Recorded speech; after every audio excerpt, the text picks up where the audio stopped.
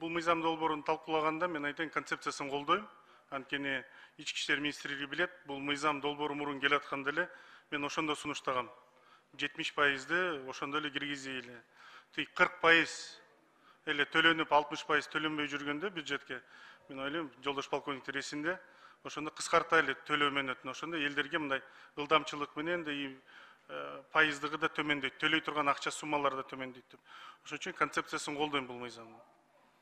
Мага бир суроого жооп берип коесуздарбы, докладчиктер? Мэриянын миссиясы, Бишкектин мэриясын, ушул коопсуздук шаарда эмнеде?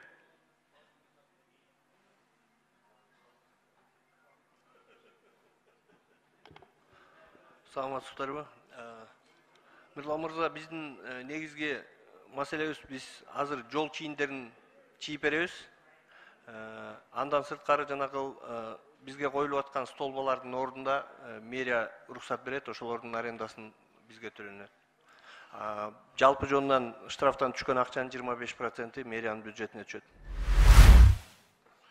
Жана Вега компания менен Кытай компаниясына Шэньчжэнге бул октябрь айынан баштап берилген бир көп аянтчалар берилди. Канча чаржы метр берилди, канча орунча берилди, Вегага өзүнчө, Китай компаниясына өзүнчө, канча чаржы метр, кайсы жерден, анан суммасы квадратный метр. Аренда канчадан бердиңер? Вега компаниясына 38 штук берилген. Тагыраак айтыңыз. 38 Вега. Тагыраак караңыз. Тагыраак караңыз. Менде маалымат турат мэрияныкка. Азыр коюлган ошончо 38 берилген. Коюлганды эмес, берилгенди айтып атам. Макулдук мэрия канча договор аренда түздү? Вегага. Жаңы. Вега менен 2000 сомдон, Кытай компаниясы менен 4000 сомдон. Жок, кайтадан айтыңыз, орунчалар. Кытайдыкка канча бердиңер? Азыр 100 канча бердиңер? Жок, Кытайга биздики берилген боюнча 44 менде маалыматта. 44 эмес, сизде маалымат жок. Мен ошо Жамалбек мырзадан суранат элем. Келатканда дайындалып келсиз болмок. Мен мэриядан так маалымат алгам. Кытай компаниясына 200-ге жакын аянтчалар берилген. 100ден ашык. Бул мэрден алган маалымат. Вегага адан да ашык.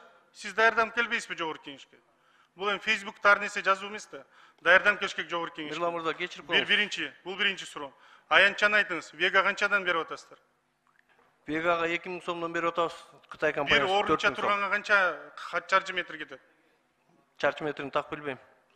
Кантип келдиңиз бул жерге даярданбай? Эң кеми бир 2 метрге жакын чаржы метр берилет бир установкага. Канча сом болот ошондо? Канча мына 30га канча чаржы метр бердиңер силер? 38 орун дейсиз. Канча? 38 2 метрден болсо 70. Жок, мен примерно айтып койдум. Сиз конкретно билбейсизби? Шаардын канча чаржы метрин бердиңер силер? Мырлан мырза, кечиресиз. Бул вопросту өзү транспорт маселесинде транспорт маселесине, сиздин ЖКХ маселесине келет. Мен башка нерсени айтайын деп атам. Ошо жерде асфальт бузулуп атат, Саркулов мырза. Өзү добуш менен чечилет негизи. 5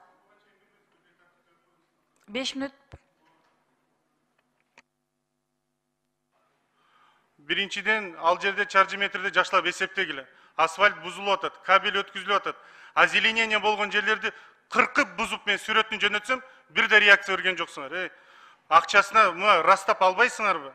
Бир установка канча каражат алып келет ошол компанияга? Сиз жөнөткөн боюнча биздин санитардык экологиялык инспекциялар штраф салган. Мен ошол боюнча сиз жооп берген жоксуз. Мен сизди өзүңүздү чакырдым. Курап кесип аткан жер боюнча сиз Facebook'тан бошобо койдуңуз. Мен сизди өзүңүздү 1 ай күттүм, келиңиз. Келиңиз көрсөтөйүн мен сизге. Могу жерлерди кыркып кетип атат. Могу жерлерди куруп атат. Тура эмес болуп атат деп туруп. Мен сизге сунуштайт элем, Жамалбек мырза. Более ответственно относиться к своей работе. Анан жанагы төгүн айтпай эле, эртең келем, бүрсүн келем деп. Мен сизге шаардын чарбасын айтып атам. Экинчи нерсе, ГАИ көңүл буруп койгула. 6-7 айдан бери шаардын ичинде жанагы жаңы рекламный щиттер жайнап кетти. Кантип макулдук берип атсыңар силер? Бул деген коопсуздукка аны соргот тазалап чыкса шаарды. Чолпон Ата көчөсү толук туруп калган рекламный щиттер. Мына тейлеген вице-мэрден сурасаңар, канча 100 штук турган мерден маалымат турат. Южный магистральда опять коюлган. Жаңылар пайда болду. Щиттер. Бул эмне? Передел собственности или жол коопсуздукка тоскоолдук жаратпайбы бул? Ушу тейлеген жағын қарағыла деп біз сунуштап атпайықпы. Жанагы Вега менен Кытай компаниясына берген эч кандай экономикалык негиздеме жок. Негиздеме жок.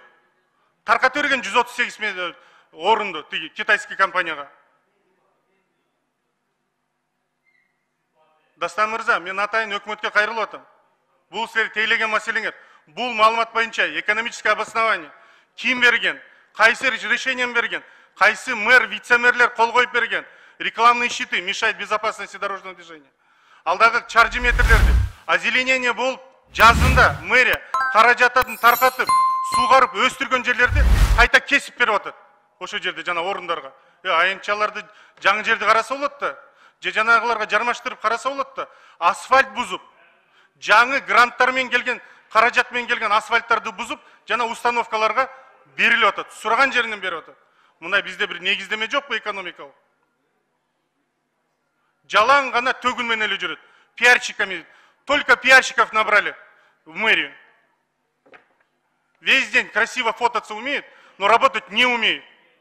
Южный магистральда, Чолпан-Атинскийде, башка жерде парктарда суу жетпей куруп атат. Талдар кулуп атат силерге безопасность дорожного движения боюнча. Суу менен алектенбейби? Ар кимге көтөрүп жанагы күрөк көтөрүп чуркабай. Мына безопасность дорожного движенияда миссия мэрияныкы. Коопсуздукта алектен 1,23%ды аңда отурбай. Өздөрү да таба турган каражатты, жана 2,5 миллиард каражатта, ошол чоң каражатты мэрияда акча каражатын алыш керек. Кайта өзүнө калпына келтирүү акча хотя бы жабыш керек. Жок, озеленение бузулуп атат, жол бузулуп атат, жол инфраструктурасы бузулуп атат. Еще и жана ирригацияны бузуп кетип атат. Ошо менен талдар кулуп атат. Мен сүрөттөр менен жөнөттүм мэрияга. Бирок ошону тейлеген вице-мэрлер Фейсбуктан башы чыкпай жүрөт. Ошон үчүн, урматтуу Дасан мырза, мен кат түрүндө күтөм чараны жана жасаган иш-аракеттерди. Негизи мыйзам долбоорун колдойм. Рахмат.